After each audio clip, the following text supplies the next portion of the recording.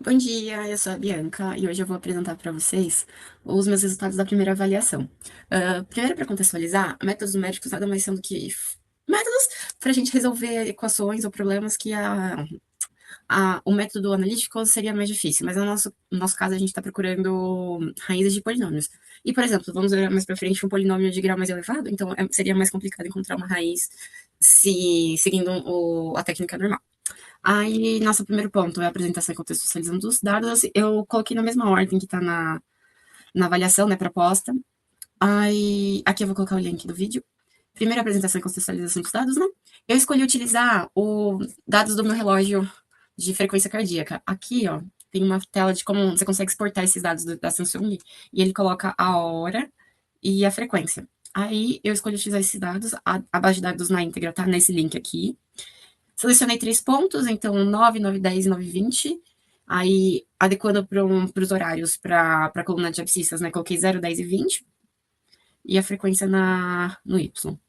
Construção do polinômio, a gente coloca, como a gente vai ter 3 itens, vai até L2, Y2. Aí aqui a gente tem o cálculo de L0, L1, L2. Aqui eu coloquei ele inteiro e os outros eles ficaram. Aqui eu não abri tudo, né? Mas enfim, aqui tem a fórmula inteira e os outros estão até o final, substituindo valores. Eu fiz todos os passos a passos no próprio documento, tá? Abrindo P2 e aqui substituindo para 5, que é o ponto que a gente queria estimar. Então, a gente vai substituir x igual a 5 e vai colocar neste polinômio aqui. Aí, fazendo as substituições, a gente vai chegar em 112,125 BPM.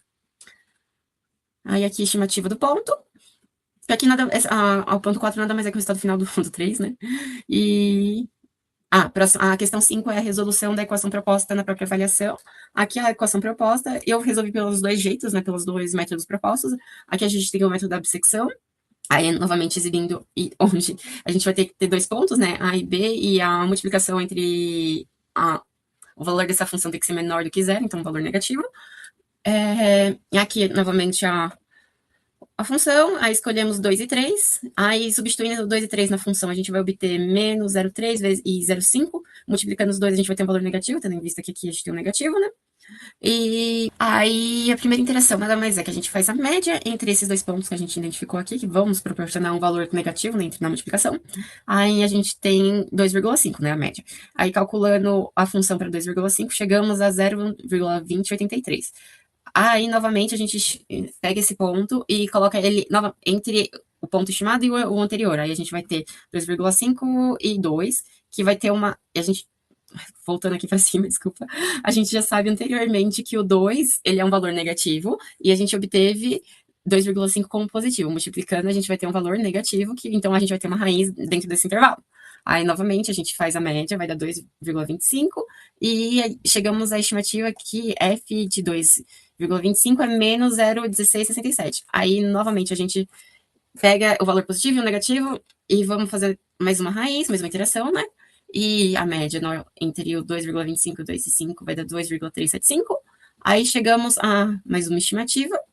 Aí pegamos novamente o ponto negativo e positivo, mais uma média, aí mais uma interação, a gente chega ao valor de menos 0,05, mais uma interação posteriormente, chegamos a 2, 3, 4, 3, 7, 5.